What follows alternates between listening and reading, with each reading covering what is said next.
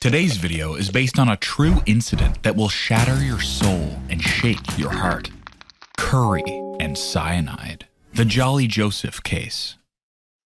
The most important part of this true story is Jolly Joseph, and we will start the story with her life.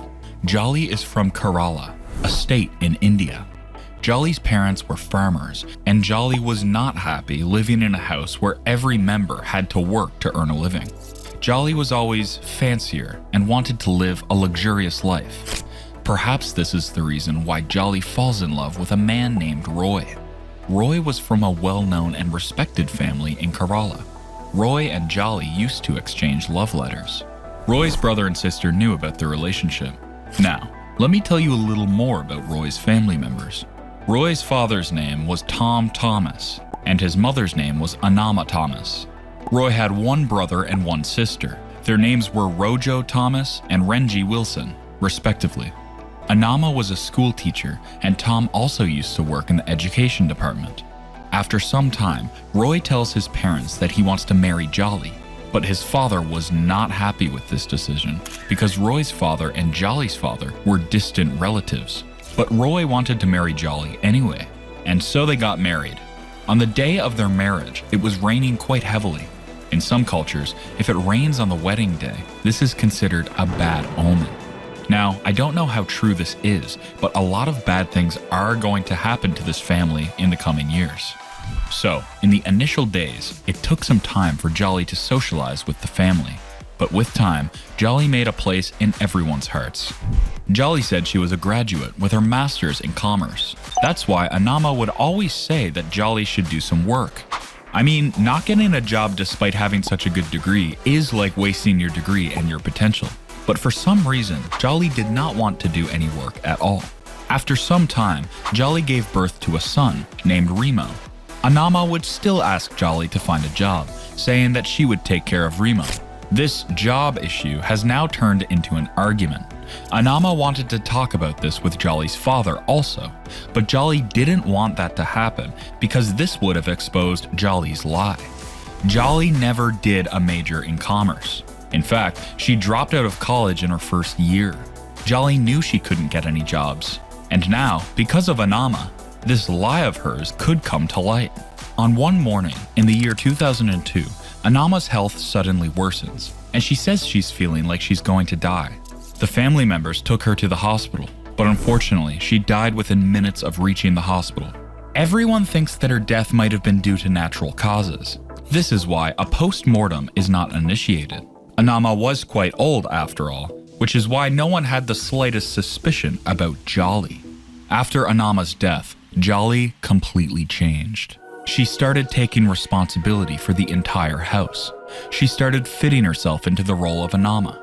Jolly tells her sister-in-law, Renji, that Amma has left some money and gold for her. Apart from this, she will not be getting anything else from the house. Jolly's behavior towards Renji was getting worse day by day. After some time, Jolly realizes that Amma was so respected in society because she was a teacher. So, in order to get the same respect and the same status, one day, Jolly suddenly says that she has got the job of guest lecturer at NIT, Calicut.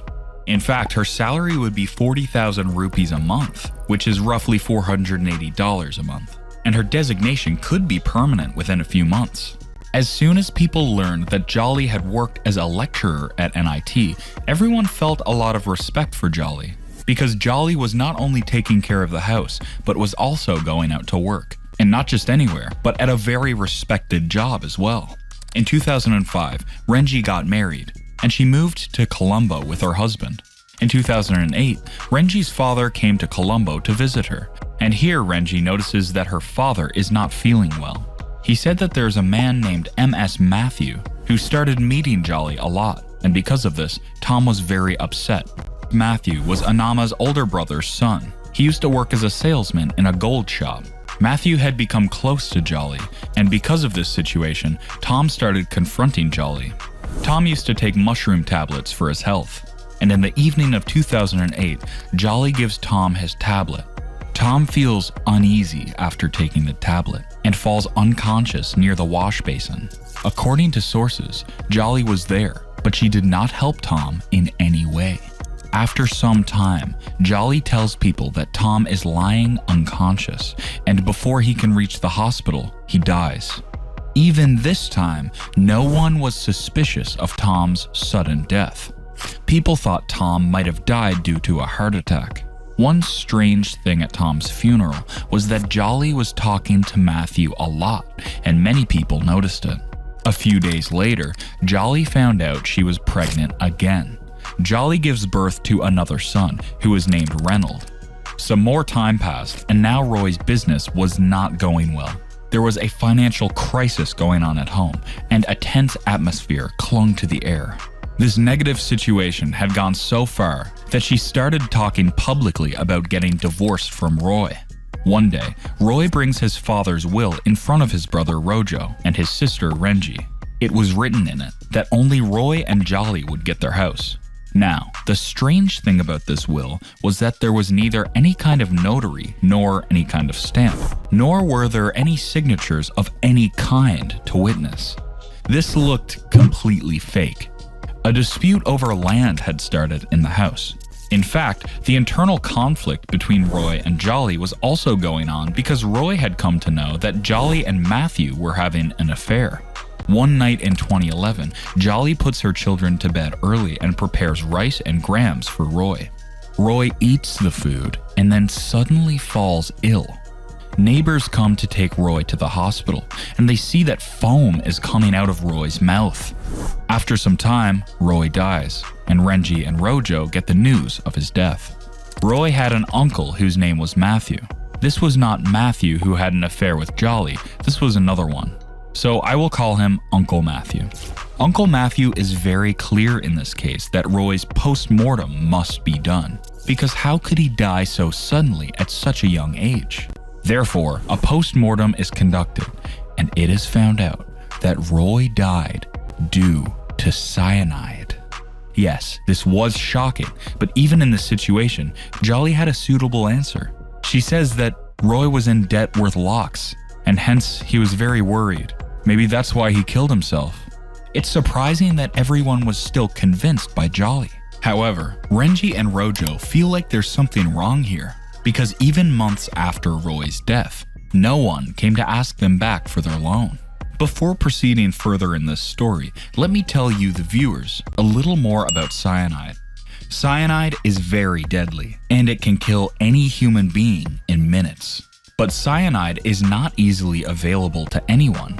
One cannot just go and buy it, although goldsmiths use it to shine gold. Remember this point, it will be connected later in the video. In 2012, Jolly started getting the house and property in her name. This time, Jolly had strong notarized documents.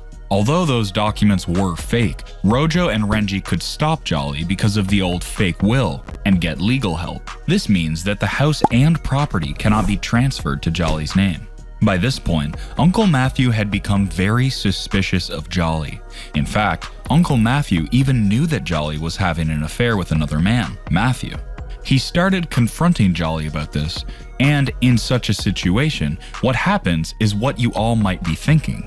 Yes, one evening in 2014, Uncle Matthew died under similar circumstances. It had been quite some time since Uncle Matthew died, and Jolly had started worrying about her future. Jolly started liking a man named Shaju, because Shaju had the job of a school teacher and used to earn well. The only problem was that Shaju was married. Shaju's wife's name was Seely. He had 2 children named Abel and Alphine. On May 1st, 2014, Abel had his first Holy Communion at Shaju's house, and everyone had gathered there. At that time, Alphine's aunt was trying to feed her on her lap, and suddenly, Alphine started shaking. Alphine was immediately taken to the hospital and put on a ventilator, but Alphine did not survive. Yes, Alphine's life had also probably been taken by Jolly. The saddest part is that Alphine was only a 2-year-old girl. After Alphine's death, Jolly befriends Seely and wins her trust. Of course, Seely was very depressed because of her daughter's death, and Jolly suggests that you can eat mushroom tablets. This will keep you fit, both physically and mentally. Now, the friendship between Seely and Jolly has grown so much that Seely even agrees with her. One day in 2016, all three, Shaju, Seely, and Jolly, were at the dentist. Jolly gives Seely a mushroom tablet. As soon as Seely eats it, she starts shaking, and her eyes roll back in her head, and within some time, she dies. Now, you must be thinking that there might be a post-mortem for Seely, and Jolly will go to jail, right? No, Shaju refuses to get Seely's post-mortem done. Shaju believed that a post-mortem examination was disrespectful to the deceased. Shaju was a single father, and Jolly was a single mother. Everybody agreed for both to get married, and in the very first year, in 2017, they tied the knot. As soon as Renji gets the news of Shaju and Jolly's marriage, Renji becomes convinced that nothing is as normal as it seems. Renji notices that when it was Seely's funeral, Jolly was the most active, running here and there and doing all the work, and a different kind of happiness was visible on her face. With all the doubts in her mind, Renji sees the post-mortem report of her brother Roy, in which it was clearly written, cyanide poisoning. And it was also written that Roy had undigested rice and grams in his stomach. Renji remembers that Jolly had told her that Roy had eaten rice and grams in the afternoon, which Roy should have digested by night, which means Jolly was lying, and she had fed Roy even later at night.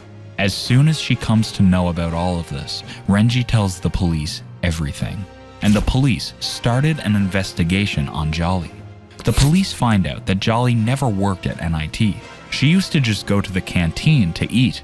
Her NIT identity was all fake. Roy's father, Tom, had an educational consultancy where students used to send their degrees, so Jolly took the degree of one of those students, erased his or her name, and wrote her own name. That's how her fake degree was prepared. Renji and Rojo now wanted an investigation into this entire matter. Then, the bodies of 6 murdered people are then taken out of their graves, in the hopes that by doing chemical analysis on them, evidence of cyanide poisoning can be found. By this point, this news had reached the media, and even the people around had started to know a lot more about it. People were on two sides here. Those who were cursing Renji and Rojo because they were making such a fuss about their family and digging up the graves of dead people. It means even those who have died are not being allowed to rest in peace. They believed that all this was happening for the sake of land and property. On the other hand, there were some people who considered Jolly to be the murderer. Jolly calls her son Remo and says that everyone is trapping her. "You call your aunt and ask her to stop this," she says. Remo, who is in Shimla to study, probably calls Renji, but Renji says Jolly has done wrong and you should not get involved in this. Amidst all the chaos, Remo returned home and asked his mother directly if she had done anything wrong. In response, Jolly says that, "I have made some mistakes." I don't know what she says after that, but Remo immediately calls Renji and says that it was my mother who killed those 6 people. Next morning, Renji immediately goes to take Remo because now it's apparent that Remo is also not safe. And on the same day, the police also arrested Jolly. This incident happened in the year 2019 when Jolly was arrested and a case was registered against her. Let me tell you that this case is still going on. In fact, if Jolly had committed these murders, this fact has not been proven yet. Well, some important aspects have come to light in this case, and I will tell you about them one by one.